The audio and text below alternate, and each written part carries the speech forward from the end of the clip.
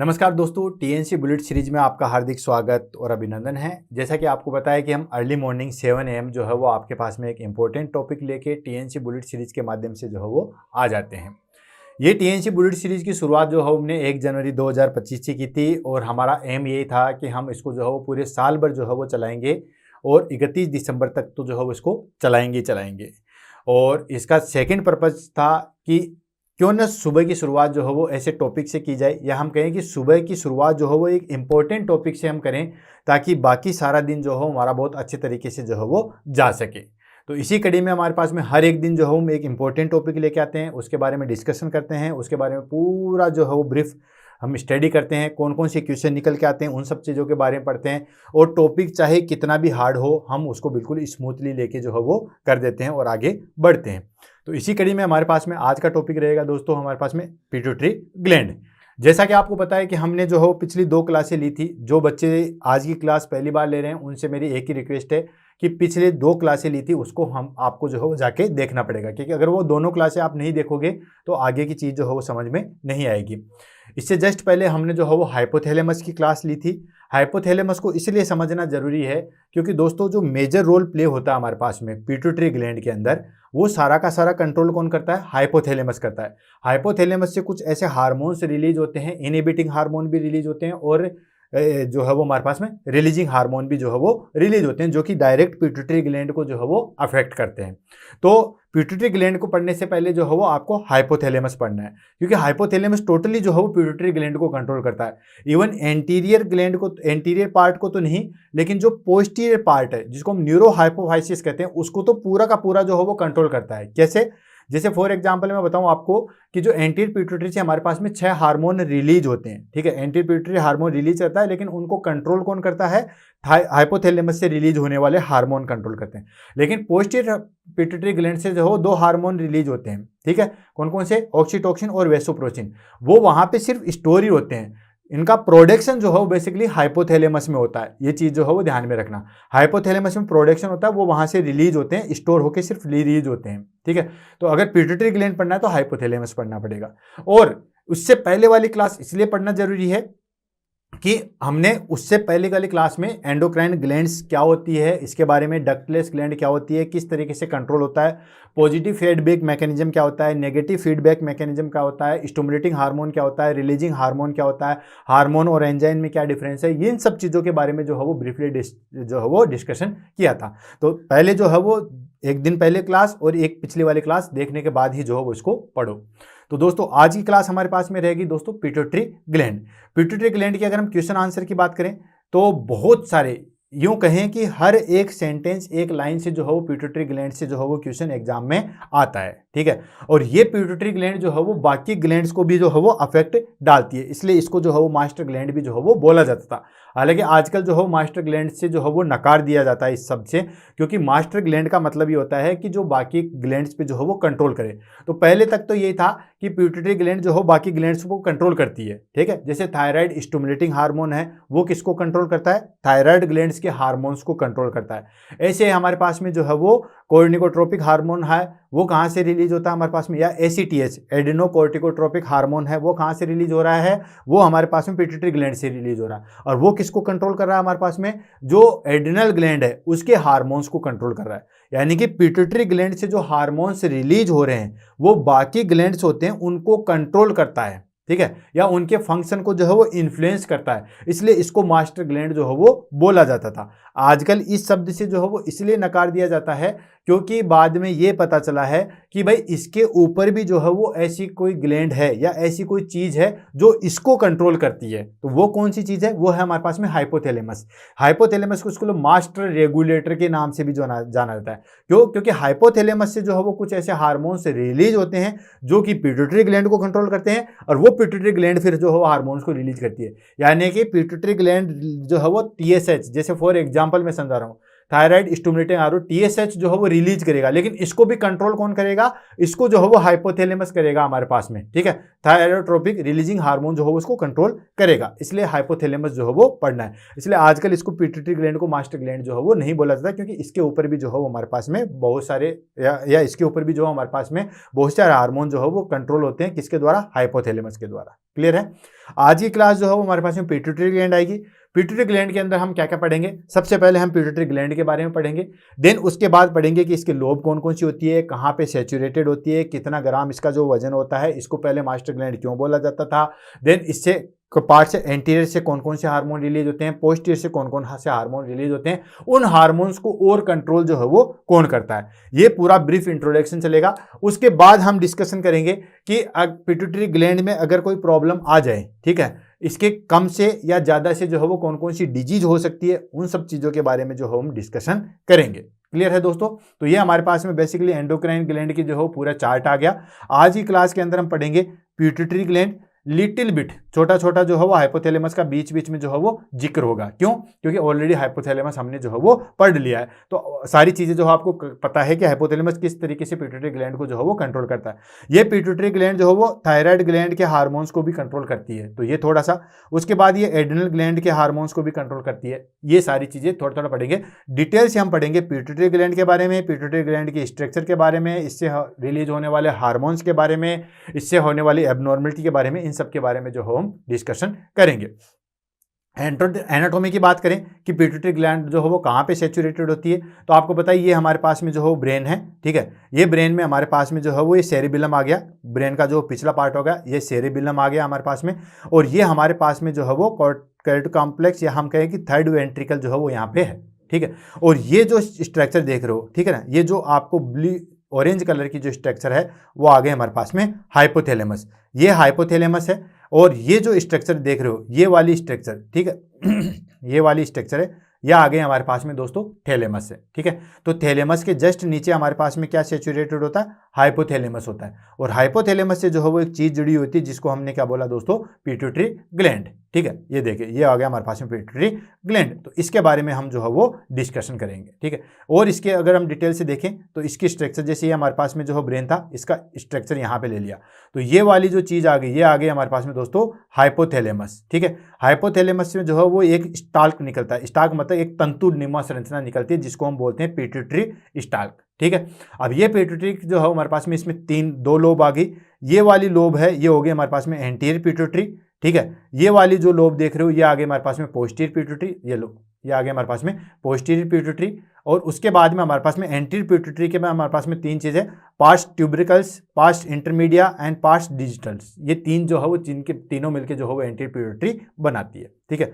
तो कोई नहीं, 1 बाय 1 करके जो है इसके बारे में पढ़ेंगे और आगे बढ़ते हैं, ठीक है। तो आ जाते हैं, शुरुआत करते हैं इंट्रोडक्शन की। इंट्रोडक्शन में आ गया pituitary gland is often referred as a master gland. Pituitary gland को जो है वो मास्टर ग्लैंड भी जो है वो बोला जाता था, ये पहले बोला जाता, आजकल जो है वो मास्टर ग्लैंड नहीं बोला जाता। और क्यों नहीं बोला जाता उसका रीजन भी मैंने बता दिया था, क्योंकि बॉस का भी बॉस होता है, ठीक है ना, हर एक बाप का एक बाप होता है जिसको हम दादा कहते हैं, ठीक उसी तरीके से इस ग्लैंड के ऊपर उसको मास्टर ग्लैंड नहीं बोला जाता, इसके ऊपर भी जो है वो एक ग्लैंड का और कंट्रोल है जिसको हम क्या कहते हैं दोस्तों, हाइपोथैलेमस कहते हैं, ठीक है। तो इसलिए उसको जो है वो मास्टर रेगुलेटर के नाम से जो है वो जाना जाता था। तो इसको पहले जो है वो मास्टर ग्लैंड कहा था। इट इज स्मॉल, ये जो है वो काफी छोटी होती है, पी शेप्ड साइज होती है, नहीं, ठीक है, मटर का जो दाना होता है, ठीक है, उतनी होती है, ठीक है। और ये कहाँ लोकेटेड होती है, located at the base of the brain, ठीक है। ब्रेन का जो बेस है, देखिए ये आप देख रहे हो, ये हो गया हमारे पास में ब्रेन, ठीक है, ये हो गया अपेक्स, और ये नीचे की साइड में हो गया हमारे पास में बेस। तो ये देखो ये यहाँ पे बेस पे होती है, ठीक है। तो ये यहाँ पे जो है वो बेस पे प्रेजेंट होती है, तो ये जो है वो बेस के ऊपर जो है ब्रेन का जो बेस है वहाँ पे प्रेजेंट होती है। Then it play a crucial role in regulating various physiologically process by releasing hormone that control other endocrine glands such as thyroid, adrenal gland and reproductive organs, ठीक है। तो ये ग्लैंड जो है ये मेन क्रूशियल रोल जो है वो प्ले करती है। क्रूशियल रोल प्ले किस लिए करती है, क्योंकि ये जो है वो बाकी ग्लैंड को भी जो है वो कंट्रोल करती है। बाकी जो एंडोक्राइन ग्लैंड है, जैसे कौन कौन सी, थायराइड ग्लैंड होगी, एड्रिनल ग्लैंड होगी और हमारे पास में रिप्रोडक्टिव ग्लैंड जैसे कि ओवेरी और टेस्टिस, इसको भी कंट्रोल करती है। क्यों?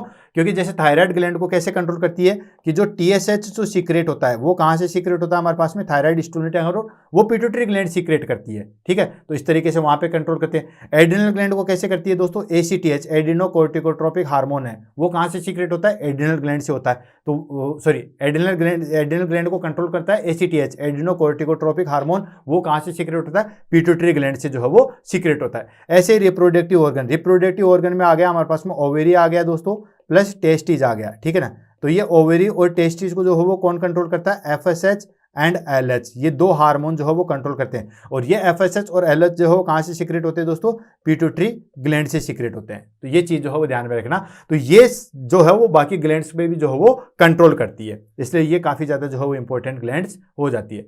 एनाटॉमी की बात करें कि anatomy of the pituitary gland, तो लोकेशन की अगर बात करें कहाँ पे लोकेटेड होती है, तो ये आपको ऑलरेडी बता दिया है दोस्तों कि हाइपोथैलेमस से जस्ट नीचे जो है वो प्रेजेंट होती है। और जो सेला टार्सिका जो है वो कैविटी होती है, ये बोनी कैविटी होती है जो कि स्पेनोइड बोन बनाती है। ये जो हमारे पास में स्पेनोइड बोन है, ठीक है ना, फेस की जो हमने बोन पढ़ी थी, तो एक स्कल और फेस की बोन होती है। तो स्कल में हमारे पास में टेम्पोरल, ऑक्सीपिटल, ये सारी चीजें पढ़ी थी।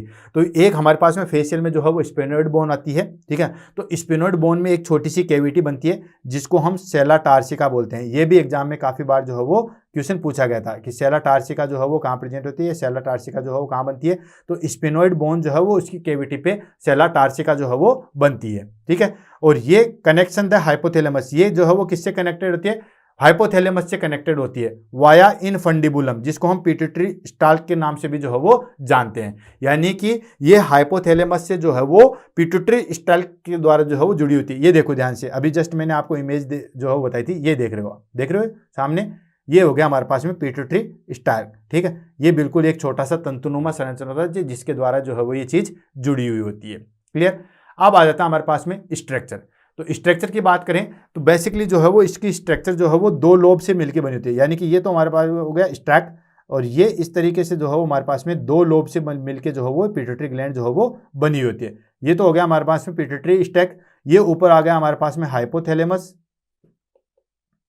हाइपोथैलेमस, और ये आ गया हमारे पास में पिट्यूटरी ग्लैंड। ठीक है, ये आ गया हमारे पास में पिट्यूटरी ग्लैंड, और ये पिट्यूटरी ग्लैंड के दो लोब होगी, एंटीरियर लोब और पोस्टीरियर लोब। एंटीरियर लोब को जो है वो एडिनोहाइपोफाइसिस के नाम से जानते हैं, और पोस्टीरियर पिट्यूटरी ग्लैंड को जो है वो न्यूरोहाइपोफाइसिस के नाम से जो है वो जानते हैं। ठीक है, वन बाय वन करके इसको पढ़ते हैं और आगे बढ़ते हैं। The pituitary gland is consist of two main lobe. Pituitary gland जो है वो दो मेन लोब से मिलकर जो है वो बनी होती है। पहला आ गया हमारे पास में एंटीरियर पिट्यूटरी। एंटीरियर पिट्यूटरी को क्या कहते हैं दोस्तों, एडिनोहाइपोफाइसिस के नाम से भी जो है वो जाना जाता है। ठीक है, एडिनोहाइपोफाइसिस के नाम से जो है वो जाना था। लार्जेस्ट पार्ट 80% पार्ट जो है वो एडिनोहाइपोफाइसिस का रहता है। Produce a secret hormone. ठीक है, produce and secret the hormone, यानी कि जो एंटीरियर पार्ट होता है जिसको हम एडिनोहाइपोफाइसिस के नाम से जानते हैं, पिट्यूटरी ग्लैंड का 80% भाग तो जो है वो यही बनाता है। और इसके अंदर भी जो है हमारे पास में 3 अलग अलग जो है वो लेयर प्रेजेंट और होती है। ठीक है, जिसको हमने अभी जस्ट जो है वो आपको बताया था। 3 लेयर कौन कौन सी होगी, ये देखो, pars tuberalis and pars intermedia and pars distalis, ये तीनों मिलके जो है वो एंटीरियर पिट्यूटरी बनाती है। एंटीरियर पिट्यूटरी जो है वो हमारे पास में 80% एरिया, पिट्यूटरी का जो टोटल एरिया होता है उसमें 80% एरिया सिर्फ और सिर्फ जो है वो एंटीरियर पिट्यूटरी ग्लैंड जो है वो बनाती है। और ये जो है वो प्रोड्यूस एंड हार्मोन को जो है वो ये खुद प्रोड्यूस करती है। ध्यान रखना, ये वर्ड ऐसे ही नहीं लिखा है मैंने, हर एक वर्ड की जो है अहमियत है। प्रोड्यूस यानी कि एंटीरियर पिट्यूटरी ग्लैंड जो है वो खुद से हार्मोन प्रोड्यूस करती है एंड सीक्रेट करती है, जबकि पोस्टीरियर वाली सिर्फ और सिर्फ स्टोर एंड रिलीज करती है, कोई प्रोड्यूस नहीं करता। प्रोड्यूस कहाँ से होता है, प्रोड्यूस हाइपोथैलेमस से होता है। हाइपोथैलेमस से प्रोड्यूस होकर जो है वो पोस्टीरियर पिट्यूटरी ग्लैंड में जाके जो है वो स्टोर होता है। तो जो ऑक्सीटोसिन है और जो वेसोप्रोसिन है जिसको हम एडीएच के नाम से भी जानते हैं, ये दोनों के दोनों सिर्फ और सिर्फ स्टोर होते हैं, जबकि एंटीरियर पिट्यूटरी में जो है वो प्रोड्यूस भी होते हैं और सीक्रेट भी होते हैं। तो इससे टोटल जो है वो 6 हार्मोन जो है वो रिलीज होते हैं। अब 6 हार्मोन कौन कौन से हो गए, एक हो गया हमारे पास में ग्रोथ हार्मोन, दूसरा हो गया हमारे पास में टीएचएच थायराइड स्टिमुलेटिंग हार्मोन, तीसरा हो गया हमारे पास में एसीटीएच एडिनोकोर्टिकोट्रोपिक हार्मोन, चौथा हो गया हमारे पास में एफएसएच फोलिकल स्टिमुलेटिंग हार्मोन, पांचवा हो गया हमारे पास में that is called LH luteinising hormone, और छठवां हो गया हमारे पास में प्रोलैक्टिन हार्मोन। तो 6 के 6 हार्मोन जो है वो यहीं से प्रोड्यूस होते हैं और यहीं से सीक्रेट होते हैं। कंट्रोल जो है वो हाइपोथैलेमस करता है। क्लियर, ये चीज ध्यान रखना। और 80% एरिया जो है वो सिर्फ और सिर्फ जो है वो एंटीरियर पिट्यूटरी ग्लैंड का बनता है, और इसमें 3 जो है वो हमारे पास में 3 पार्ट में जो है वो डिवाइड होती है। क्लियर, तो ये चीज ध्यान रखना। नेक्स्ट आ गया पोस्टीरियर पिट्यूटरी। पोस्टीरियर पिट्यूटरी को न्यूरोहाइपोफाइसिस के नाम से भी जो है वो जानते हैं। अब ये न्यूरोहाइपोफाइसिस क्या करता है, स्टोर, ये क्या करता है, प्रोडक्शन नहीं करता, प्रोड्यूस नहीं कर रहा, store and release hormone made by hypothalamus, यानी कि जो हाइपोथैलेमस से जो है वो हार्मोन जो है वो प्रोड्यूस होते हैं उनको स्टोर करता है, और वहां से फिर जैसे जरूरत होती है वैसे जो है वो रिलीज करता है। ठीक है, तो ये जो है वो डायरेक्टली कोई भी हार्मोन जो है वो प्रोड्यूस नहीं करता। इसलिए अगर मैंने लास्ट क्लास के अंदर बताया था कि अगर हाइपोथैलेमस में प्रॉब्लम आती है ना, तो पोस्टीरियर पिट्यूटरी ग्लैंड पूरी तरीके से जो है वो खत्म हो जाती है, क्योंकि उसका कोई रोल ही नहीं है, वो तो एक तरीके से जो है वो स्टोर रूम की तरह होता है। ठीक है, सारा का सारा कौन कर रहा है, पोस्टीरियर पिट्यूटरी। हाँ, एंटीरियर पिट्यूटरी वाले जो है वो थोड़ा बहुत जो है वो सिग्निफिकेंटली जो है क्या होता है, एबनॉर्मल होते हैं, क्योंकि उनको कंट्रोल करने वाला नहीं होता है। ठीक है, तो यहां से जो है वो हाइपोथैलेमस से जो हार्मोन रिलीज होते हैं उनको स्टोर करती है और आगे भेजती है। और यहां से 2 हार्मोन रिलीज होते हैं। 2 हार्मोन कौन कौन से होते हैं, एक होता है हमारे पास में एडीएच, एंटी डायूरेटिक हार्मोन, जिसको वेसोप्रोसिन के नाम से भी जानते हैं, और दूसरा हो गया हमारे पास में that is called oxytocin.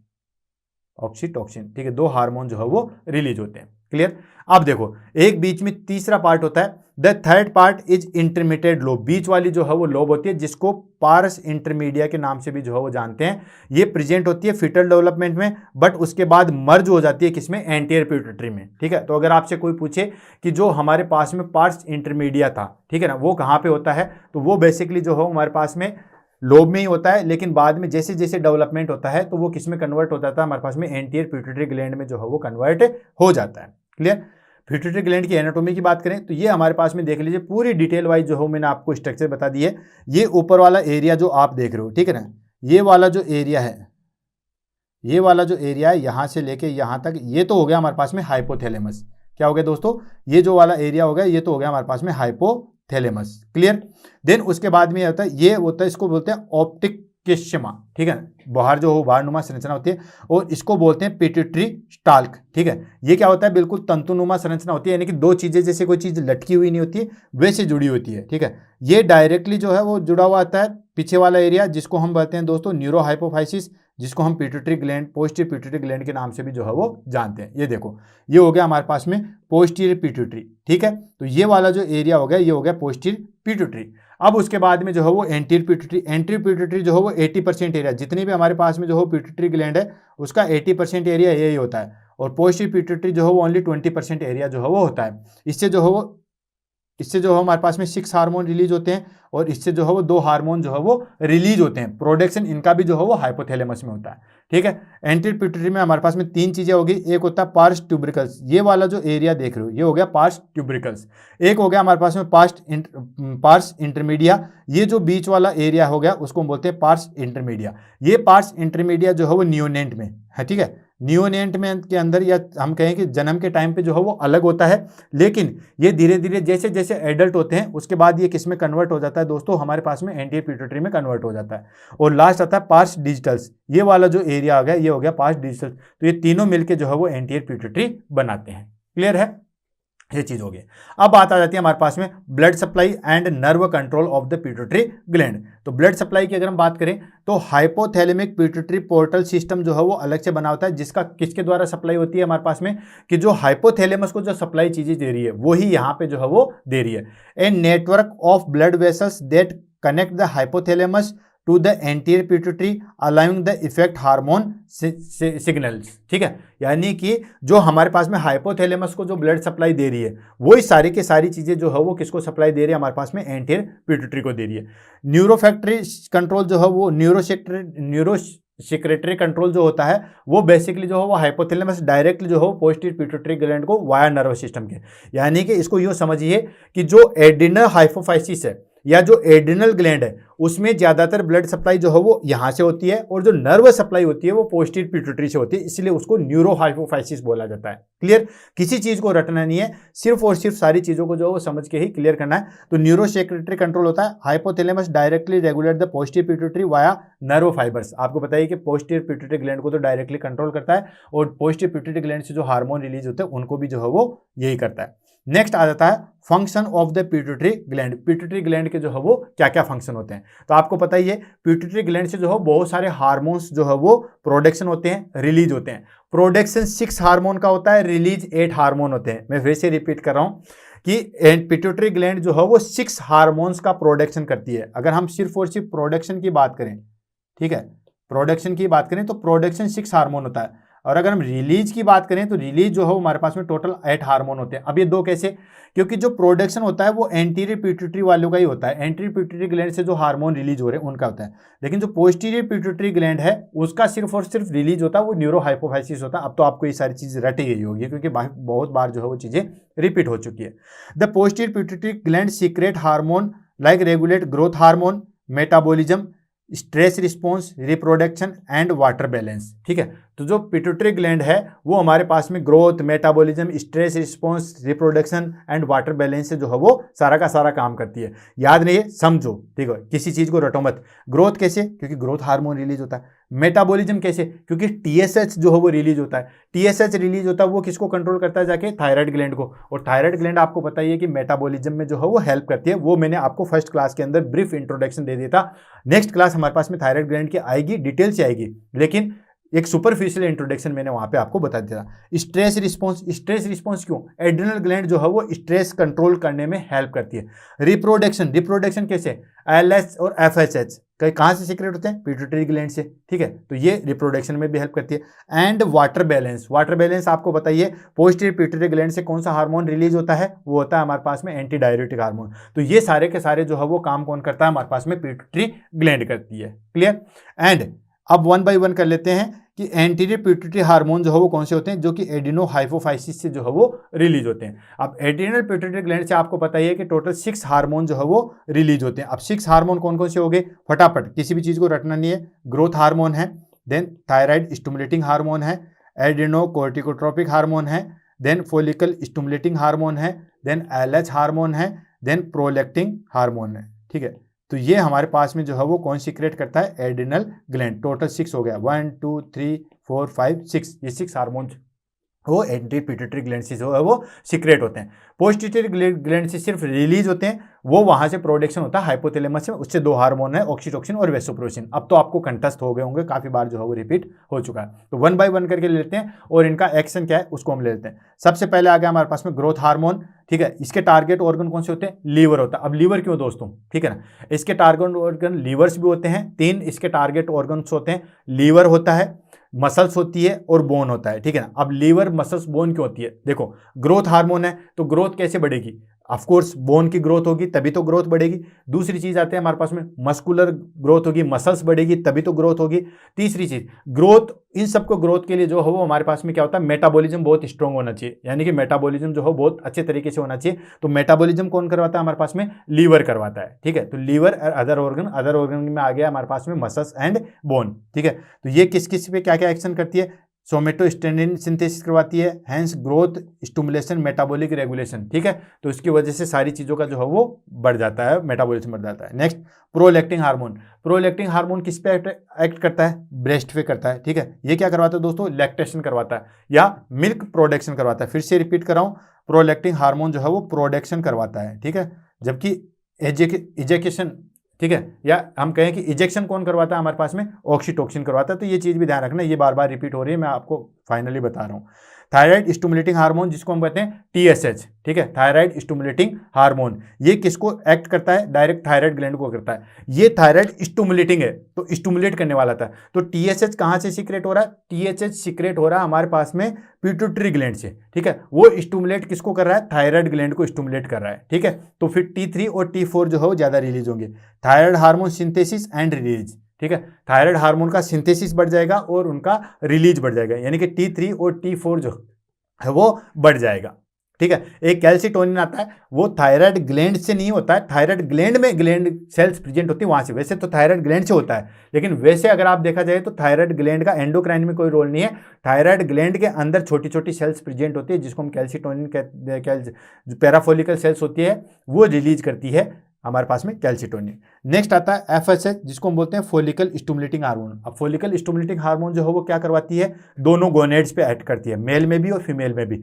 Female में ये ओवरी पे एक्ट करती है और मेल में जो है वो टेस्टिस पे एक्ट करती है। अच्छा, एलएच और एफएसएच एक्ट मेल के अंदर तो सिर्फ और सिर्फ जो है वो किस पे करेंगे, टेस्टिस पे करेंगे, और फीमेल के अंदर ओवरी पे करेंगे। अब इनके काम अलग अलग हो जाते हैं। फोलिकल स्टिमुलेटिंग हार्मोन फीमेल में तो क्या करता है, एस्ट्रोजन सिंथेसिस करवाता है एंड ओजेनेसिस करवाता है। ओजेनेसिस क्या होता है दोस्तों, ओवम का फॉर्मेशन करवाता है। अच्छा, यहां पे एक ही ध्यान रखना, एफओ याद रखना, ठीक है, एफओ तो जानते हो, ठीक है, एफओ तो एफएसएच जो है वो एस्ट्रोजन करवाता है, और एलपी, ठीक है, एलपी क्या हो गया, लोकल परसेज मान लो, कुछ भी मान लो, ये क्या करवाता है, प्रोलेक्टिन करवाता है। लुटेनिक हाइड्रोजन जो है वो प्रोलेक्टिन करवाता है। समझ में आ रहा है मैं क्या कह रहा हूं, यानी कि जो फोलिकल स्टिमुलेटिंग हार्मोन है, ठीक है, वो एस्ट्रोजन का प्रोडक्शन करवाता है फीमेल के अंदर, ठीक है, और मेल और क्या नाम है उसके अंदर जो ल्यूटेनिजिंग हार्मोन है वो हमारे पास में प्रोजेस्टेरोन का करवाता है। तो ये दोनों चीज जो है वो ध्यान रखना, एग्जाम में काफी बार जो है वो पूछी गई है। मेल के अंदर एफएसएच की अगर हम बात करें तो स्पर्मेटोजेनेसिस करवाता है, यानी कि स्पर्म का फॉर्मेशन करवाता है। क्लियर आ गया, अच्छे तरीके से याद रखो, एफएसएच फोलिकल स्टिमुलेटिंग हार्मोन। अब अलग अलग ले लेते हैं। मेल के अंदर तो क्या करता है, स्पर्मेटोजेनेसिस करवाता है, मतलब स्पर्म का प्रोडक्शन करवाता है, ठीक है, और फीमेल के अंदर एस्ट्रोजन का प्रोजेक्शन जो है वो प्रोडक्शन करवाएगा, ठीक है। अब ये एस्ट्रोजन क्या करवाएगा, फिर ओजेनेसिस करवाएगा, फोलिकल को बनाएगा। फोलिकल बनेगा तभी तो उसके अंदर से ओवम निकलता है, ये चीज आपको पता ही है, ठीक है ना। जब फोलिकल बढ़ता बढ़ता बढ़ता बढ़ता फिर फोलिकल फट जाता है और उससे ओवम निकलता है, ये चीज आपको पता ही है। तो ये एस्ट्रोजन करवाता है। सेकेंड आ गया हमारे पास में ल्यूटिनाइजिंग हार्मोन। ये ओवेरी और टेस्टिस पे इफेक्ट करता है। ये ल्यूटिनाइजिंग हार्मोन क्या करता है, ओव्यूलेशन करवाता है, उस फोलिकल को रप्चर करवाता है और ओवम को बाहर निकालता है, ठीक है। साथ के साथ में एलपी याद रखना, ये प्रोजेस्टेरोन का प्रोडक्शन करवाता है फीमेल के अंदर, ठीक है, और मेल के अंदर क्या करवाएगा, टेस्टोस्टेरोन का करवाएगा। तो ये चीज ध्यान रखना, ये ल्यूटिनाइजिंग हार्मोन फीमेल के अंदर ओव्यूलेशन करवाता है, कार्पस ल्यूटियम वो सारी चीजें बनाएगा, प्रोजेस्टेरोन का प्रोडक्शन करेगा, और मेल के अंदर जो है वो टेस्टोस्टेरोन का सिंथेसिस करेगा, और एफएसएच जो है वो स्पर्म बनाएगा, ठीक है। समझ में आ गया। लास्ट रिपीट कर रहा हूं, एग्जाम में कहीं से भी क्वेश्चन आ जाए, एलएच और एफएसएच दो हार्मोन होते हैं, दोनों को अगर मिला के कहेंगे तो ये गोनेडोट्रोपिन हार्मोन्स होते हैं। जैसे गोनेडोट्रोपिन रिलीजिंग हार्मोन है, वो कहां से सीक्रेट होता है, हाइपोथैलेमस में। गोनेडोट्रोपिन रिलीजिंग हार्मोन हाइपोथैलेमस से सीक्रेट होता है, वो स्टिमुलेट करवाता है पिट्यूटरी ग्लैंड के हार्मोन्स को। पिट्यूटरी उससे जो है वो दो हार्मोन रिलीज करती है, एक एफएसएच और एक एलएच। सबसे ज्यादा जो क्वेश्चन पूछे जाते हैं वो इसी में से पूछे जाते हैं, इन्हीं दोनों में से जो है वो पूछे जाते हैं, इसलिए मैं इन दोनों को जो है वो इंपॉर्टेंट लगा रहा हूं, ठीक है, एफएसएच और एलएच को। अब इसमें क्या क्या चीजें पूछी जाती है, एफएसएच फोलिकल स्टिमुलेटिंग हार्मोन। तो फोलिकल स्टिमुलेटिंग हार्मोन आपने देखा होगा कि ये जो ओवेरी है, ठीक है, यहां से फोलिकल्स बनते हैं और फिर एक ओवम का जो है वो निर्माण होता है, वो ओवम बाहर आता है, फिर एक कार्पस ल्यूटियम में जो है वो बदल जाते हैं, ठीक है। तो फोलिकल स्टिमुलेटिंग हार्मोन ओवेरी में करवाता है, ओजेनेसिस करवाता है, मतलब ओवम का निर्माण करवाएगा, प्लस एस्ट्रोजन प्रोडक्शन करवाएगा। फीमेल के अंदर दो हार्मोन रिलीज होते हैं, एस्ट्रोजन और प्रोजेस्टेरोन, जबकि मेल के अंदर एक ही हार्मोन रिलीज होता है, दैट इज कॉल्ड प्रोजेस्टेरोन, ठीक है। तो एफएसएच जो है वो ओवेरी के अंदर ओजेनेसिस करवाएगा, मतलब ओवम का निर्माण करवाएगा और एस्ट्रोजन का प्रोडक्शन करेगा। और दूसरा होगा हमारे पास में ल्यूटिनाइजिंग हार्मोन, वो क्या करवाता है, जैसे ओव्यूलेशन हो गया तो जो फोलिकल बचा उसको कार्पस ल्यूटियम में बदल देगा, प्लस प्रोजेस्टेरोन का प्रोडक्शन करेगा, और मेल के अंदर जो है वो टेस्टोस्टेरोन का सिंथेसिस करेगा। एफएसएच मेल के अंदर जो है वो स्पर्म का निर्माण करवाएगा। Clear, I think. नेक्स्ट आ गया एसीटीएच, ठीक है, एडिनोकोर्टिकोट्रोपिक एडिनोकोर्टिकोट्रोपिक हार्मोन। ये क्या करवाता है दोस्तों, एडिनल कॉर्टेक्स पे एक्ट करता है और स्किन पे करता है। ये क्या करता है, ग्लूकोकोर्टिकोइड सिंथेसिस करवाता है और रिलीज जो है वो पिगमेंटेशन करवाता है, ठीक है। अब ये देखो पूरी लिस्ट मैंने आपको यहाँ पे बता दी थी तीनों चीजों का, ठीक है। हार्मोन्स कहाँ से रिलीज हो रहे हैं, हाइपोथैलेमस से कैसे हो रहे हैं, पिट्यूटरी ग्लैंड से कैसे हो रहे हैं, और टारगेट ऑर्गन पे जो है वो कैसे इफेक्ट डाल रहे हैं। इस चार्ट को आप जो है पढ़ लो। वैसे तो सारी चीजें हमने एक्सप्लेन कर दी है, मैं सिर्फ समराइज करूंगा यहाँ पे और फिर आगे बढ़ेंगे। देखो पहली चीज आ गई हमारे पास GnRH, ठीक है, ग्रोथ गोनेडोट्रोपिन रिलीजिंग हार्मोन, ठीक है, GHRH होता है ग्रोथ हार्मोन। तो GnRH, G बड़ा है, एन छोटा है, मतलब गोनेडोट्रोपिन, ठीक है, गोनेडोट्रोपिन रिलीजिंग हार्मोन। ये गोनेडोट्रोपिन रिलीजिंग हार्मोन जो है वो रिलीज होगा कहाँ पे, पिट्यूटरी ग्लैंड पे जाके एक्ट डालेगा। मैं ये पेन ले लेता हूँ क्योंकि बार बार जो है मैं चीजें खत्म। ये क्या करेंगे, पिट्यूटरी ग्लैंड पे जाके जो है वो एक्ट डालेंगे, पिट्यूटरी ग्लैंड पे जाके जो है वो एक्ट डालेंगे। ये पिट्यूटरी ग्लैंड जो है वो गोनेडोट्रोपिन रिलीजिंग हार्मोन है। पिट्यूटरी ग्लैंड पे आया, पिट्यूटरी ग्लैंड से जो है वो क्या सीक्रेट हुआ, एलएच और एफएसएच। ये एफएसएच और एलएच जो है वो कहाँ पे अटैक करेंगे, गोनेड्स पे। गोनेड में भी किस पे, ओवेरी पे फीमेल के अंदर एंड टेस्टिस में मेल के अंदर, ठीक है। ओवेरी में क्या करेंगे, ये एफएसएच जो है वो ओवेरी में जाके क्या करेगा दोस्तों, ये ओवेरी में जाके जो है वो फॉलिकल स्टिमुलेटिंग हार्मोन करेगा। और दूसरी चीज क्या करेगा, एस्ट्रोजन का प्रोडक्शन करेगा, राइट। और मेल के अंदर क्या करेगा, मेल के अंदर स्पर्म का निर्माण करवाएगा, राइट। सेकंड आ गया हमारे पास में एलएच, लुटेनाइजिंग हार्मोन। ये क्या करेगा, ये सीधा जो है वो ओवेरी के अंदर जाके क्या कराएगा दोस्तों, ओव्यूलेशन करवाएगा, प्लस प्रोजेस्टेरोन का रिलीज करवाएगा। और मेल के अंदर टेस्टिस में जाके क्या करवाएगा दोस्तों, टेस्टोस्टेरोन का जो है वो सिक्रेशंस करवाएगा। आई थिंक इससे इजी लैंग्वेज में जो है वो कोई भी नहीं समझा सकता। आई थिंक मैंने इतनी मेहनत की है और आपको ये सारी चीज समझ में भी आई होगी। क्लियर है, ठीक है। एफएसएच है फॉलिकल स्टिमुलेटिंग हार्मोन, ये सीधा फीमेल के अंदर जाएगा। फीमेल के अंदर क्या करेगा, ओवेरी के अंदर फॉलिकल स्टिमुलेटिंग हार्मोन है तो फॉलिकल्स बनवाएगा। फॉलिकल बनवाएगा तो ओवम का निर्माण होगा, ओजिनेसिस करवाएगा, राइट। और एस्ट्रोजन का प्रोडक्शन करेगा, ठीक। सेकंड आ गया हमारे पास में लुटेनाइजिंग हार्मोन। लुटेनाइजिंग हार्मोन जो है वो हमारे पास में क्या करेगा, ओवेरीज के ऊपर जाएगा तो क्या करेगा, ये हमारे पास में जो है वो प्रोजेस्टेरोन का सिक्रेशंस करवाएगा, ठीक है। और प्लस जो लुटेनाइजिंग हार्मोन है वो कार्पस ल्यूटियम में बदलेगा, जो फॉलिकल बन गया उसको खत्म करेगा। और मेल के अंदर क्या करेगा, टेस्टोस्टेरोन का सिक्रेशंस करवाएगा, राइट। नेक्स्ट आ गया ACTH-RH, एडिनोकोर्टिकोट्रोपिक रिलीजिंग हार्मोन। रिलीजिंग मतलब बढ़ाने वाला। ये जैसे स्टिमुलेट होगा एंटीरियर पिट्यूटरी को एक्टिवेटेड करेगा, एक्टिव पिट्यूटरी क्या करेगी, ACTH को रिलीज करेगी, एडिनोकोर्टिकोट्रोपिक हार्मोन रिलीज करेगी। ये सीधा एक्ट करेगी हमारे पास में एड्रिनल कॉर्टेक्स पे, फिर एड्रिनल कॉर्टेक्स पे ग्लूकोकोर्टिकोइड, मिनरलोकोर्टिकोइड, ये सारे हार्मोन जो है वो आगे रिलीज हो जाएंगे। नेक्स्ट आ जाता है हमारे पास में thyrotropic releasing hormone, TRH। Thyrotropic release hormone anterior pituitary पे जो है वो एक्ट करेगा और वो क्या करवाएगा दोस्तों, TSH, थायराइड स्टिमुलेटिंग हार्मोन को जो है वो बढ़ाएगा, ठीक है। ये सारे काम करेंगे हमारे पास में pituitary gland, anterior pituitary. Posterior pituitary कुछ नहीं करती, वो तो सिर्फ जो बना हुआ है, इसीलिए यहाँ पे देखो कॉलम खाली छोड़ रखे हैं, ठीक है। तो ये क्या करेगी, TSH का प्रोडक्शन करेगी। TSH किस पे अटैक करेगा, थायराइड ग्लैंड पे, और थायराइड ग्लैंड पे जाके T3 और T4 का जो है वो प्रोडक्शन बढ़ जाएगा, राइट। नेक्स्ट आता है prolactin releasing hormone. Prolactin releasing मतलब बढ़ाने वाला। तो ये सीधा एंटीरियर पिट्यूटरी पे एक्ट करेगा। ये एंटीरियर पिट्यूटरी पे एक्ट करके क्या करेगा, प्रोलैक्टिन हार्मोन जो हो बढ़ाएगा। देखो कलर कोडिंग भी सेम है, इन सब में कलर कोडिंग भी सेम है, इसलिए कहीं कोई कंफ्यूजन नहीं आएगा। ये प्रोलैक्टिन हार्मोन क्या करता है दोस्तों, मेमोरी ग्लैंड पे एक्ट करेगा और मिल्क प्रोडक्शन बढ़ाएगा। नेक्स्ट आ जाता है ग्रोथ हार्मोन रिलीजिंग हार्मोन। ये क्या करता है, एंटीरियर पिट्यूटरी पे एक्ट करेगा। ये एंटीरियर पिट्यूटरी जो है वो फिर क्या करेगी, ग्रोथ हार्मोन को बढ़ाएगी। और ये ग्रोथ हार्मोन जो है वो लीवर एंड एंटायर बॉडी पे करेगी। एंटायर बॉडी में हमारे पास में मसल्स और बोन पे जाके अटैक करेंगे और उसको बढ़ाएंगे।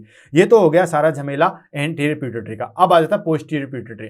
अब देखो ADH, एंटी डायूरेटिक हार्मोन, जिसको हम वेसोप्रोसिन के नाम से भी जानते हैं। और सेकंड आ गया हमारे पास में ऑक्सीटोसिन। तो ADH और ऑक्सीटोसिन दो हार्मोन है। ये कहां से हो गए दोस्तों, पोस्टीरियर पिट्यूटरी से जो है वो रिलीज होंगे। प्रोडक्शन कहां से हो रहा है, सिर्फ प्रोडक्शन हो रहा है हाइपोथैलेमस से। तो देखो ये हाइपोथैलेमस ही यहाँ पे प्रोडक्शन करेगा, इसलिए यहाँ पे न ADH न ऑक्सीटोसिन लिखा हुआ है, खाली जगह। ये सिर्फ और सिर्फ स्टोर का काम करती है पोस्टीरियर पिट्यूटरी।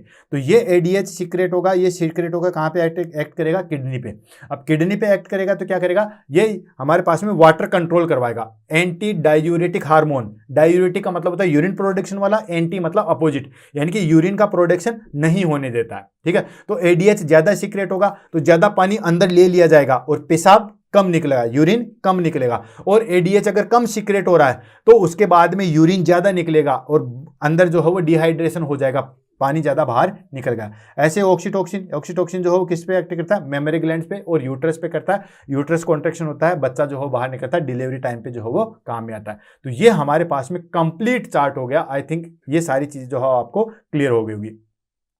अब बात आ जाती है हमारे पास में disorder of pituitary gland. Pituitary gland के जो है वो क्या क्या डिसऑर्डर्स होते हैं। तो इसके डिसऑर्डर सबसे ज्यादा है, क्योंकि दोस्तों ये कंट्रोल भी बहुत ज्यादा चीजों को करती है, तो डिसऑर्डर बहुत ज्यादा है। बट ये है कि काफी ज्यादा जो है वो एजी है, तो इसको हम ले लेते हैं, ठीक है। तो सबसे पहले आ जाता है हमारे पास में हाइपोपिट्यूटरिज्म। अच्छा एक चीज और बता देता हूं आपको, हाइपर के बहुत कम जो है वो डिसएडवांटेज होते हैं हाइपर के, ठीक है ना। हाइपो के बहुत ज्यादा जो डिसएडवांटेज होते हैं, मतलब अगर 10 डिजीज होगी तो हाइपो में जो है वो हमारे पास में 2 ही मिलेगी, पर में हमारे पास में 2 ही मिलेगी, हाइपो में हमारे पास में 8 मिल जाएगी। ठीक है, तो हाइपो की डीजी जो है वो ज़्यादा होती है। तो हाइपोपिट्यूटरिज्म को ले लेते हैं। डेफिनेशन की अगर हम बात करें तो डेफिनेशन हो जाती है हमारे पास में decrease hormone secretions from the pituitary gland. Hypopituitarism नाम से पता था, अब इसमें क्या ही रटना क्या ही समझना। हाइपो का मतलब डिक्रीज, पिट्यूटरिज्म का मतलब पिट्यूटरी हार्मोन जो है वो अपने हार्मोन जो है पिट्यूटरी ग्लैंड जो है वो अपने हार्मोन कम रिलीज कर रही है। ठीक है, इसको हम बोलते हैं हाइपोपिट्यूटरिज्म। डेफिनेशन वही decrease hormone secretions from the pituitary gland. Pituitary gland से हार्मोन जो है वो कम सीक्रेट होते हैं। क्या क्या कॉजेज हो सकते हैं? कॉजेज हो गया हमारे पास में ट्यूमर्स हो गया, हेड इंजरी हो गया, इन्फेक्शन हो सकता है, सेनेस सिंड्रोम हो गया जिसमें क्या होता है पोस्टपार्टम पिट्यूटरी जो है वो इन्फार्क्शन हो जाता है, यानी कि ब्लड सप्लाई जो है वो डिक्रीज हो जाएगी। ब्लड सप्लाई डिक्रीज हो जाएगी तो वहाँ की सेल्स जो है वो डैमेज हो जाएगी। जो पोस्टीरियर पिट्यूटरी ग्लैंड की जो है वो सेल्स डैमेज हो जाएगी, इसको हम बोलते हैं पोस्टपार्टम पिट्यूटरी इन्फार्क्शन। इसको हम कहते हैं स्नेहन सिंड्रोम। याद रखना, एग्जाम में काफ़ी बार जो है वो पूछा गया है। स्नेहन सिंड्रोम जो है वो क्या होता है पोस्टपार्टम पिट्यूटरी ग्लैंड का जो है वो इन्फार्क्शन हो जाता है, इसको हम कहते हैं।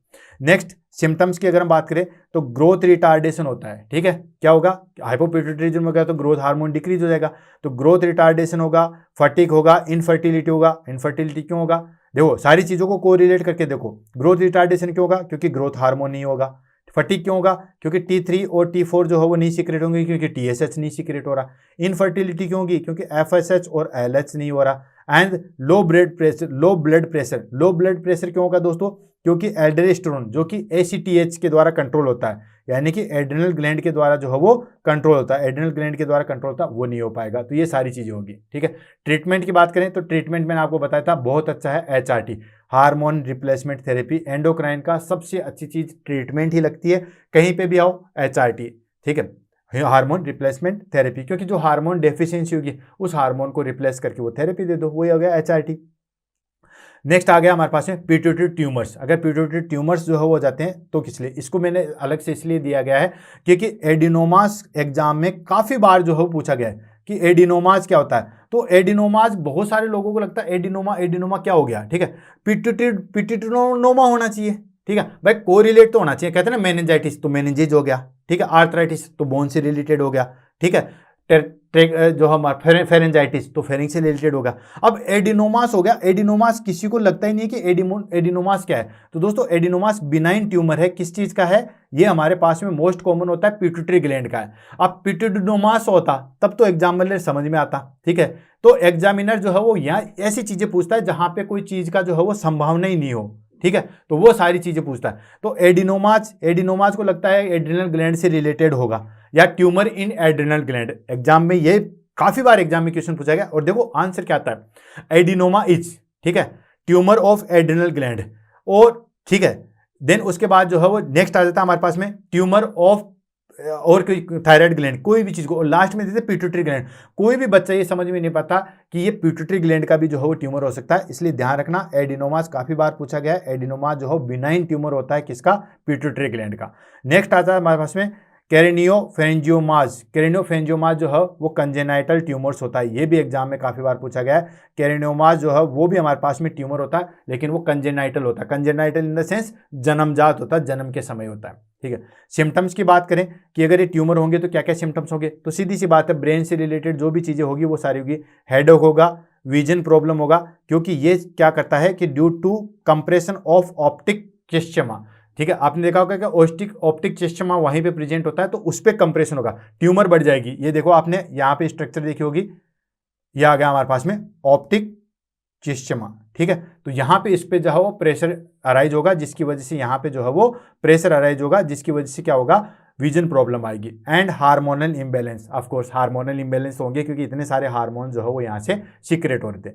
ट्रीटमेंट की बात करें तो ट्रीटमेंट में हम क्या करते हैं, पहली चीज तो क्या करते हैं कि ट्रांसफ्यूजनोडल रिसेक्शन करेंगे। ट्रांसस्फिनोडल रिजेक्शन मतलब सीधा नाक के द्वारा जो है डाल के उस ट्यूमर को हटा लिया जाता है। अच्छा, आप देख रहे होगे कि ये ग्लैंड जो है ब्रेन के अंदर है, तो ब्रेन को ओपन करके नहीं, पिट्यूटरी ग्लैंड का अगर कोई ट्यूमर है तो सीधा नाक के द्वारा जो है वो स्फिनोइड कैविटी में जाके वहीं से ट्यूमर का जो है वो रिसेक्शन कर देते हैं, जिसको हम बोलते हैं ट्रांसस्पिंडोडल रिसेक्शन, ठीक है, नाक के द्वारा ही, तो ये भी जो है वो ध्यान में रखना। रेडिएशन थेरेपी, अगर कोई भी ट्रीटमेंट होता है तो आप जो कोई भी कैंसर होता है तो आपको पता है उसके लिए जो है वो कीमोथेरेपी और रेडिएशन थेरेपी देते हैं एंड मेडिकेशन, ठीक है, ये इसका ट्रीटमेंट हो गया।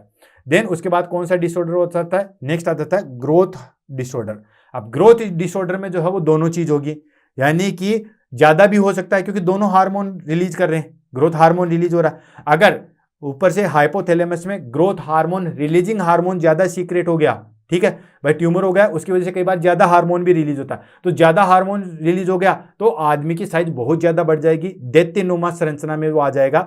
और अगर बहुत कम सीक्रेट होगा तो आदमी जो है वो बोना रह जाएगा, ठीक है। तो इसमें ग्रोथ डिसऑर्डर में हमारे पास में तीनों आ जाएंगे, जेंटेनिज्म, एक्रोमेगली एंड ड्वार्फिज्म, तीनों आ जाएंगे। तो 1 बाय 1 करके जो है वो इसको पढ़ते हैं। पहला आ जाता है हमारे पास में जेंटेनिज्म। जेंटेनिज्म का हिंदी मतलब होता है दोस्तों दैत्य, ठीक है, यानी कि दैत्य जिसको हम बोलते हैं, जिसको बोलते हैं जेंटेनिज्म, ठीक है। ये excess growth hormone in children, children में जो है वो ये हार्मोन एक्सेसिव बढ़ जाता है, इसको हम जेंटेनिज्म बोलते हैं। एडल्ट्स के अंदर अगर ग्रोथ हार्मोन ज्यादा बढ़ जाएगा उसको एक्रोमेगली बोलेंगे। ये भी एग्जाम में काफी बार पूछा था, जहां जहां से एग्जाम में क्वेश्चन पूछा गया वो सारी चीजें मैं आपको यहीं पे एक्सप्लेन कर रहा हूं, उसके बाद में ये चीज नहीं होनी चाहिए कि सर ने ये चीज नहीं बताई थी। फिर से रिपीट कर रहा हूं, जेंटेनिज्म जो है वो excessive growth hormone in children, children में अगर ग्रोथ हार्मोन ज्यादा बढ़ जाएगा, ठीक है, तो बच्चा दानव जैसे लगने लग जाएगा, जैसे कोई दानव का बच्चा है, ठीक है ना। और अगर एडल्ट्स के अंदर जो है वो हमारे पास में ग्रोथ हार्मोन बढ़ जाएगा ज्यादा तो उसको हम एक्रोमेगली कहते हैं, ठीक है। तो ये दोनों चीज ध्यान रखना। तो जेंटेनिज्म हो गया, इसमें क्या होता है कि ग्रोथ हार्मोन जो है वो बहुत ज्यादा बढ़ जाता है, उसमें भी ग्रोथ हार्मोन, एक्रोमेगली में भी ग्रोथ हार्मोन बहुत ज्यादा बढ़ेगा, ठीक है, लेकिन वो एडल्ट में बढ़ेगा और ये जो है वो चिल्ड्रंस में बढ़ेगा। कोजेज की अगर हम बात करें तो कोजेज होता है ग्रोथ सिक्रेटिंग पिट्यूटरी एडिनोमा, ठीक है। अगर हमारे पास में जो है वो कोई भी पिट्यूटरी में ट्यूमर हो गया जिसकी वजह से ग्रोथ हार्मोन ज्यादा रिलीज हो गया, भाई ट्यूमर हो गया तो दोनों चीज हो सकती है, या तो हार्मोन बहुत कम रिलीज हो जाए या हार्मोन जो हो बहुत ज्यादा रिलीज हो जाए। तो इसकी वजह से अगर ग्रोथ हार्मोन बहुत ज्यादा रिलीज हो गया तो जेंटेनिज्म हो सकता है। सिम्टम्स की बात करें तो इसमें क्या होगा, एक्सेसिव हाइट हो जाएगी, डिलेड प्यूबरिटी, हाइट तो बहुत ज्यादा बढ़ जाएगी, दानव जैसा बन जाएगा, लेकिन प्यूबरिटी जो है वो बड़ी लेट आएगी। And enlarge hand and fit, हाथ और पांव जो है वो बहुत ज्यादा बढ़ जाएंगे, ये देखिए, ठीक है। ये हो गया हमारे पास में, दैट इज कॉल्ड जेंटेनिज्म, ठीक है। पूरी हाइट जो है वो आप देख रहे हो, हाथ और पैर जो हो बिल्कुल खंबे की तरह जो है वो, लकड़ी की तरह जो है वो बढ़ जाएंगे, ये हो गया, ठीक है। ट्रीटमेंट की अगर हम बात करें तो ट्रीटमेंट होती है, सर्जरी होती है, मेडिकेशन होता है। सर्जरी क्यों, क्योंकि अगर कोई भी ट्यूमर हो गया, ठीक है, तो उसको जो है वहां से रिमूव करना है। एंड मेडिकेशन, मेडिकेशन में क्या होता है दोस्तों, स्टोमेस्टिन एनालॉग्स जो है वो देते हैं ताकि इसको कंट्रोल किया जा सके। सेकंड आ जाता है हमारे पास में एक्रोमेगली। एक्रोमेगली क्या था, excessive growth hormone in adults, अगर एक्सेसिव ग्रोथ हार्मोन जो है वो बच्चों में होता है दैट इज कॉल्ड जेंटेनिज्म, और अगर एक्सेसिव हार्मोन ग्रोथ हार्मोन जो है वो एडल्ट में ज्यादा होता है तो उसमें होगा एक्रोमेगली। एक्रोमेगली में क्या होगा, हर एक साइज बढ़ जाती है किसी भी चीज की। एक्रोमेगली का सबसे बड़ा एग्जांपल आपको मैं बताऊं, खली आपने देखा होगा, ठीक है, खली देखते हो, WWE WWF जो भी होता है, मुझे इतना एग्जैक्ट नहीं पता है, ठीक है, तो उसमें आपने देखा होगा खली, तो खली जो है वो एक्चुअली एक्रोमेगली का जो है वो सबसे बड़ा एग्जाम्पल हम कह सकते हैं। इसमें क्या होगा, कोजेज क्या होता है दोस्तों, पिट्यूटरी ट्यूमर हो जाता है after growth plate closure. Growth plate closure in the sense कि जो हमारे पास में बीच में जो मीडियल प्लेट थी वो एंटीरियर पिट्यूटरी के साथ जो है वो क्लोज हो जाती है, और उसके बाद ग्रोथ हार्मोन जो है वो ज्यादा बढ़ जाता है तो एक्रोमेगली हो जाता है। इसमें क्या होता है दोस्तों, इनलार्ज फेशियल फीचर्स, जबड़ा, ये मुंह, आंखें, सब फोरहेड सब बढ़ जाता है, आपने देखा होगा खली का। एंड जॉइंट्स पेन हो जाएंगे, एंड हाइपरटेंशन, उसमें भी आपने देखा होगा कि उसकी एक टांग में कितनी जो है वो प्रॉब्लम्स आती है, एंड हाइपरटेंशन देखने को मिलेगा। सर्जरी, ट्रीटमेंट की बात करें तो सर्जरी होगी क्योंकि उस ट्यूमर को जो है वो निकालना है। Radiation and GH blocking drugs देते हैं, ठीक है ना, ग्रोथ हार्मोन को ब्लॉक करने वाली जो ड्रग देते हैं ताकि ग्रोथ हार्मोन जो है वो कम रिलीज हो, और कम रिलीज हो तो आगे जो है वो इफेक्ट कम डाले। ये देखो, ये हो गया हमारे पास में बेस्ट एग्जाम्पल एक्रोमेगली का।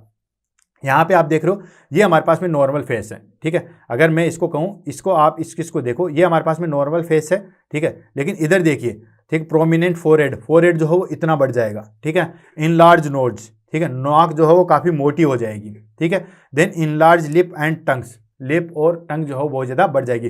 And prominent cheek and jaw, जबड़ा जो बिल्कुल आगे तक आ जाएगा, बिल्कुल डेंजर लुक जो है वो आ जाएगा। आप सिर्फ और सिर्फ जो है वो इसको देखिए, ठीक है, यानी कि अगर हम कहें तो आप सिर्फ और सिर्फ इसको देखिए तो आपको पता चल जाएगा, इधर वाले एरिया को देखेंगे तो ये सारी चीज़ें जो आपको क्लियर हो जाएगी। ये हो गया हमारे पास में एक्रोमेगेली।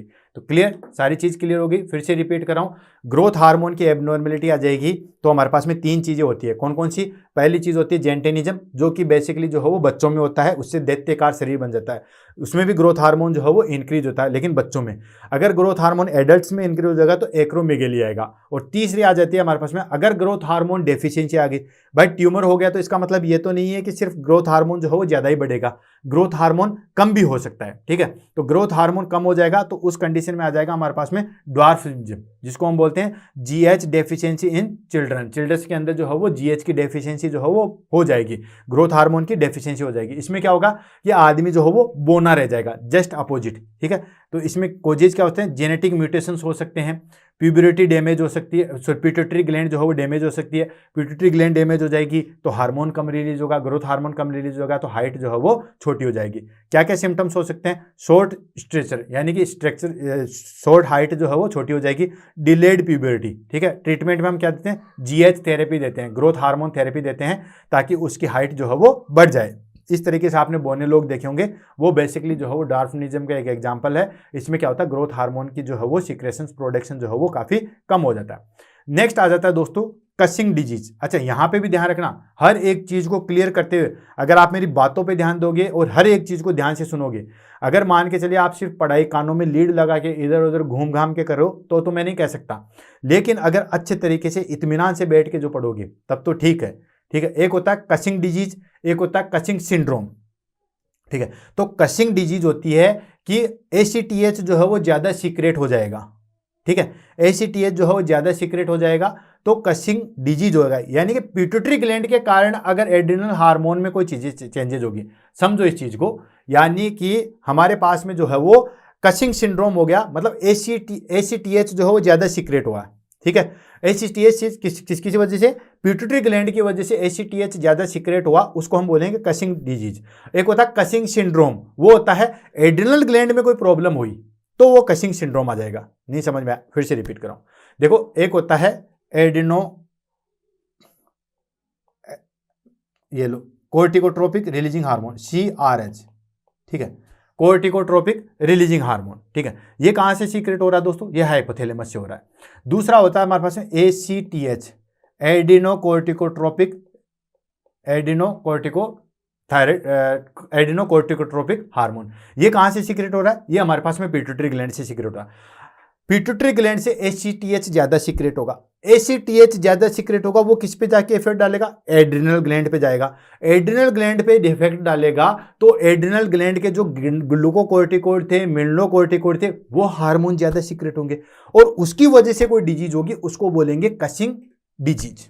राइट, और अगर पिट्यूटरी ग्लैंड से ACTH नॉर्मल सीक्रेट हो रहा है लेकिन एड्रिनल ग्लैंड में ही कोई प्रॉब्लम आ गई, कोई ना कोई जो है वहां पे ट्यूमर बन गया या कोई ना कोई एबनॉर्मलिटी वहां पे आ गई, फिर जो है वो ग्लूकोकोर्टिकोइड मिनरलोकोर्टिकोइड ज्यादा इंक्रीज होंगे तो उसको हम बोलेंगे कसिंग सिंड्रोम। अब तो क्लियर हो गया, इससे ज्यादा इजी लैंग्वेज क्या ही हो सकती है। ठीक है, तो कसिंग डिजीज होती है दोस्तों कि हमारे पास में ACTH जो है वो ज्यादा सीक्रेट हो जाए। क्या हो जाए, ACTH जो है वो ज्यादा सीक्रेट हो जाए, उसकी वजह से होता है, उसको बोलते हैं कसिंग डिजीज। और इसका मेन साइन सिम्टम्स होता है हमारे पास में मून फेस, याद रखना, कसिंग चांद सा चेहरा, मून फेस, तो ये याद जरूर रखना।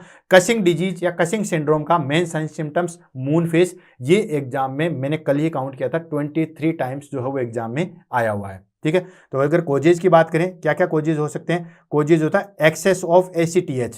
ठीक है, एडिनोकोर्टिकोट्रोपिक हार्मोन जो है वो एक्सेस सीक्रेट हो जाएगा, कहां से सीक्रेट होगा, पिट्यूटरी ग्लैंड से सीक्रेट होगा, जिसकी वजह से क्या होगा, एक्सेस कोर्टिसोल, यानी कि ग्लूकोकोर्टिकोइड और मिनरलोकोर्टिकोइड्स जो हार्मोन्स है वो ज्यादा रिलीज होंगे एड्रिनल ग्लैंड से। ठीक, अब इससे क्या साइन सिम्टम्स होगा, मून फेस, बिल्कुल चेहरा जो है वो गोल हो जाएगा, चांद सा चेहरा हो जाएगा। याद रखना, मून फेस, चांद सा चेहरा, C4 कसिंग सिंड्रोम या कसिंग डिजीज। ये काफी ज्यादा इंपॉर्टेंट है, एग्जाम में काफी बार जो है वो पूछा गया है। Clear. Next, central obesity. Central obesity मतलब बीच बीच में बढ़ के कुपा हो जाएगा। कईयों को गाइनोकोइड ओबिसिटी होती है जिसमें बटक्स वगैरह बढ़ जाते हैं। ठीक है, ये सेंट्रल ओबिसिटी, बिल्कुल तूंद जो है वो आ जाएगी, बिल्कुल टमी बिल्कुल गोल हो जाएगी, गुब्बारा हो जाएगा। And high blood sugar and osteoporosis होगा। ठीक है। ट्रीटमेंट की हम बात करें तो ट्रीटमेंट में आ जाती है हमारे पास सर्जरी। ऑफ कोर्स अगर ट्यूमर की वजह से होता है तो ट्यूमर को रिमूव करेंगे, radiation and cortisol lowering drugs, ठीक है, जो कोर्टिसोल को कंट्रोल करने वाली है, HRT ड्रग्स, ठीक है, हार्मोनल रिप्लेसमेंट थेरेपी, या जो कंट्रोल करने वाली है वो ड्रग्स देंगे।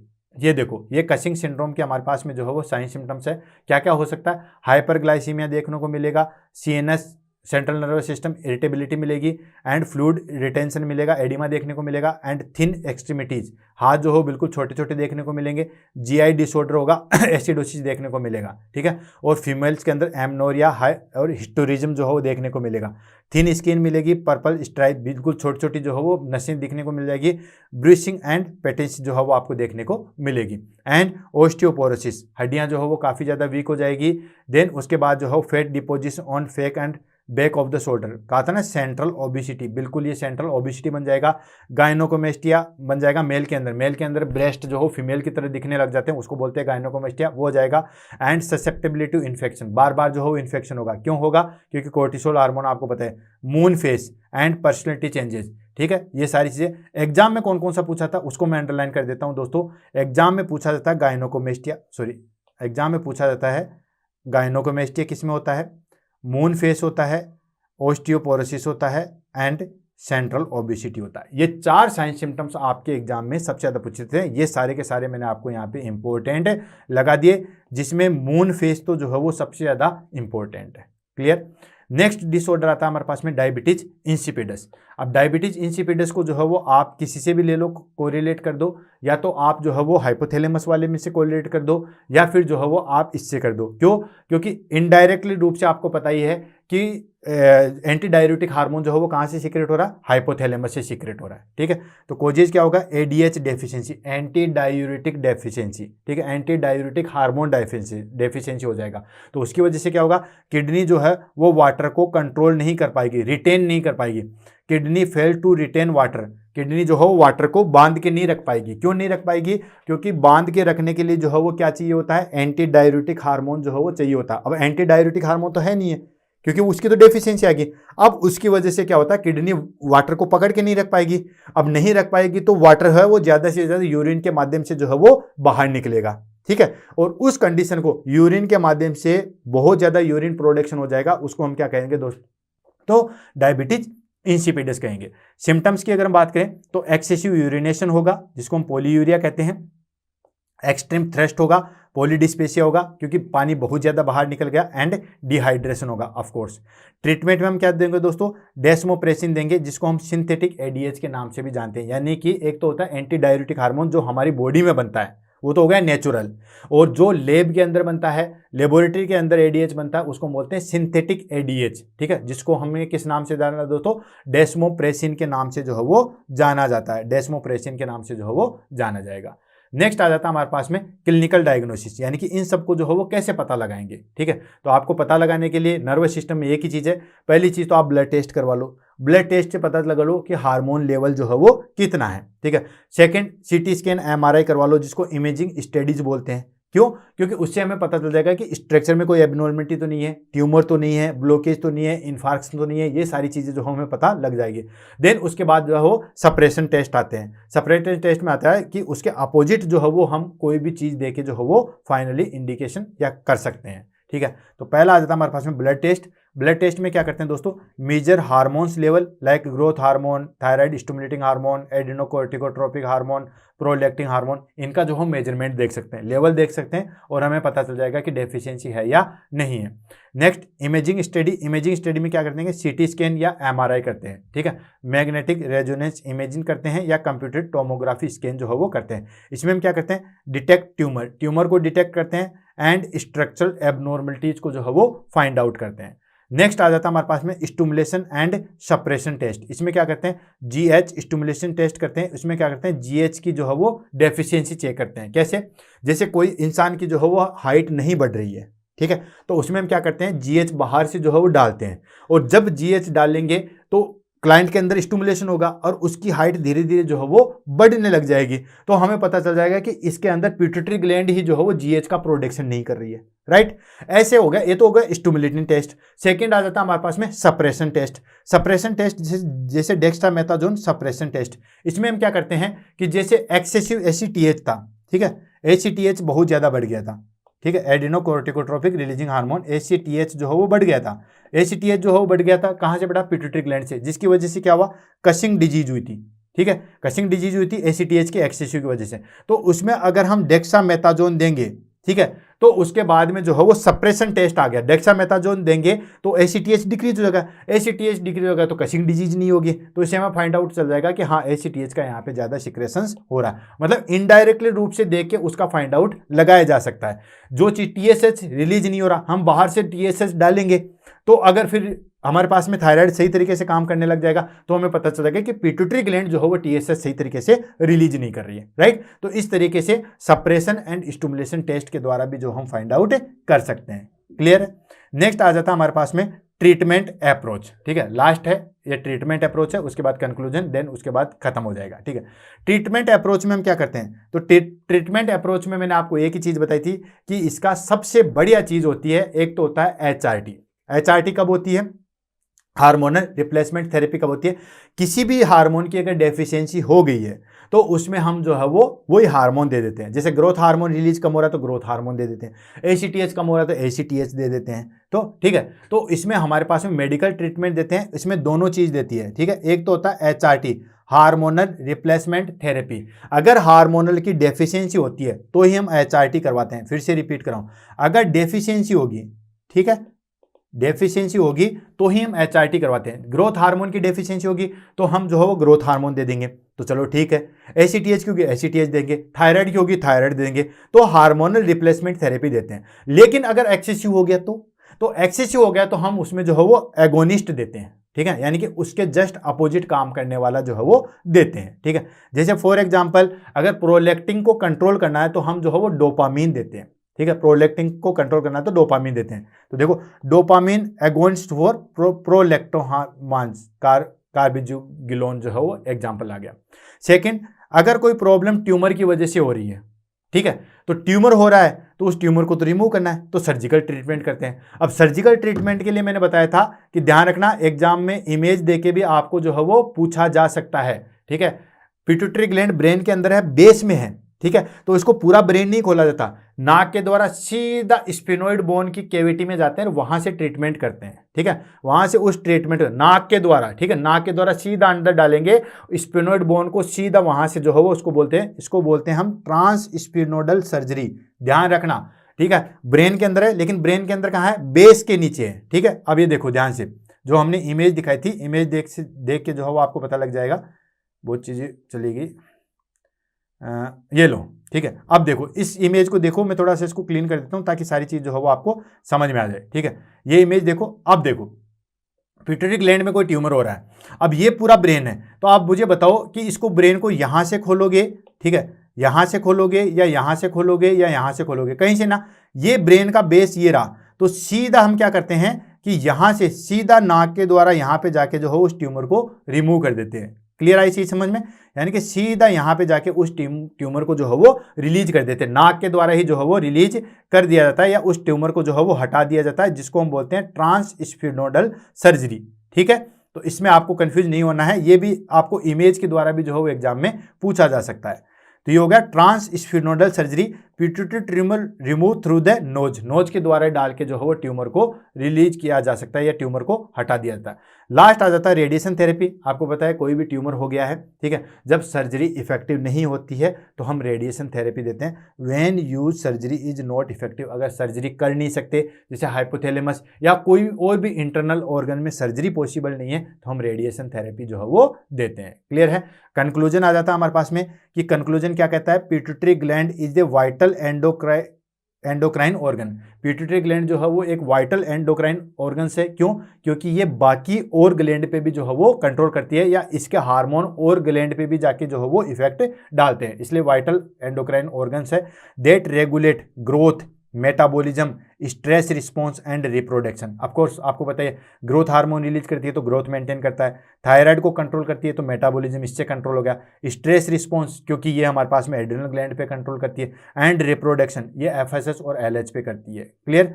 Disorder can significantly impact health, ठीक है, डिसऑर्डर कोई भी होगा तो इंपैक्ट हेल्थ पे डालेगा। With early diagnosis and appropriate treatment many condition में मैनेज इफेक्टिवली। अगर अर्ली ट्रीटमेंट और अर्ली जो है वो डायग्नोसिस हो जाएगा तो हम इसको काफ़ी हद तक जो है वो मैनेज कर सकते हैं। क्लियर है दोस्तों। तो दोस्तों आज की क्लास जो है वो यही फिनिश होती है। नेक्स्ट क्लास में हम नई ग्लैंड के साथ मिलेंगे। नई ग्लैंड तो क्या है, नेक्स्ट क्लास में हम थायराइड ग्लैंड के साथ मिलेंगे। मैंने इस पर बहुत ज़्यादा डिटेल से जो है वो आपको एक्सप्लेन करने की कोशिश की है, और जो सिस्टम आपको टफ लगता था उसको बहुत इजी तरीके से जो है वो करने की कोशिश की है। आपको ये सारी क्लास कैसे लगी उसके बारे में जो है वो 2 शब्द जरूर कहिएगा। कमेंट करने से जो है वो आपका बिगड़ेगा नहीं। बहुत सारे बच्चे जो है वो शर्म के मारे ही नहीं बोल पाते। अरे शर्म किस चीज़ की, जिसने की शर्म उसके फूटे करम, ठीक है। तो शर्म तो जो है वो करनी ही नहीं है, आपको बोल देना है। और कोई इंप्रूवमेंट चाहते हो या कोई और क्लासेस चाहते हो कि सर ये क्लास जो है वो हमारे पास में होनी चाहिए, कोई भी टॉपिक की आप क्लास चाहते हो, जैसे बहुत सारे बच्चों ने कहा है कि सर ड्रग डोज कैलकुलेशन की क्लास लगा दीजिए, तो दोस्तों मैं आपको बता दूं आपके लिए गुड न्यूज़ है। ड्रग डोज एंड कैलकुलेशन की क्लास हमारे पास में लाइव क्लास आएगी। 100 नंबर की क्लास जो आएगी वो हमारे पास में ड्रग डोज कैलकुलेशन की आएगी, उसमें हम लाइव आपसे जो है वो मिलेंगे, ठीक है। तो देख लीजिए ये हमारे पास में जो है वो जितनी भी नंबर की 83, 84 नंबर की क्लास हो गई है, 100 नंबर की क्लास 15-16 दिन बाद आई जाएगी, उसमें हम लाइव क्लास आएंगे। बाकी बहुत सारे बच्चों के जो है वो आए हुए हैं कि सर रिफ्लेक्स बता दीजिए, देन उसमें हमारे पास में जो है वो ये चीज़ें बता दी। मैं सब चीज़ें जो है वो क्लियर कराऊंगा। मैं उसके नोट ऑलरेडी जो है बना रखा हूँ, जैसे टाइम आएगा, जैसे ही उनका टाइम आएगा देन उसके बाद जो है वो इसको फिनिश करेंगे। क्लियर है। कंटिन्यूस नोट्स बनाइए, अच्छे तरीके से पढ़िए। इसी के साथ आज की क्लास को जो है वो अलविदा कहते हैं। नेक्स्ट क्लास में नए टॉपिक के साथ मिलेंगे, और नया टॉपिक रहेगा हमारे पास में थायराइड ग्लैंड, और बाकी ग्लैंड हमने ऑलरेडी पढ़ ली है। इंट्रोडक्शन पढ़ लिया है एंडोक्राइन का, पिट्यूटरी ग्लैंड हमने पढ़ लिया है, और हाइपोथैलेमस पढ़ लिया। नेक्स्ट क्लास में हम पढ़ेंगे थायराइड ग्लैंड। कमेंट जरूर कीजिएगा, क्योंकि दोस्तों ऑफलाइन क्लासेज में क्या होता है, स्टूडेंट सामने होते हैं तो टीचर असेस कर सकता है कि स्टूडेंट को कितना समझ में आया है या कितना नहीं आया है। लेकिन ऑनलाइन क्लासेज में असेस करने का, या हम कहें कि आपसे जो है वो रिव्यू जानने का सिर्फ एक ही माध्यम रहता है, वो रहता है हमारे पास में, दैट इज कॉल्ड कमेंट। तो क्लास कैसे लगी उसके बारे में बता दीजिएगा, या क्लास में किसी भी तरीका का इंप्रूवमेंट। देखो कोई भी चीज़ परफेक्ट नहीं होती है। आपको लगता है कि सर क्लासेज में जो है वो और डिटेल से जाइए, तो हम जाएंगे। आप कहोगे कि सर थोड़ी सी और इमेज डालिए, तो भी हम डालेंगे, ठीक है ना। या आप कहोगे कि सर आप बहुत तेज चल रहे हो तो मैं इसको स्लो भी कर सकता हूं, या किसी को लगता है कि सर बहुत धीरे धीरे चल रहे हैं तो हम इसको चेंज भी कर सकते हैं। तो ये हमारे हाथ में, तो आप जो है वो इसके बारे में जरूर ओपिनियन दीजिएगा। इसी के साथ आज की क्लास के लिए अलविदा लेते हैं। Thank you. राम राम सा, खमा गणी।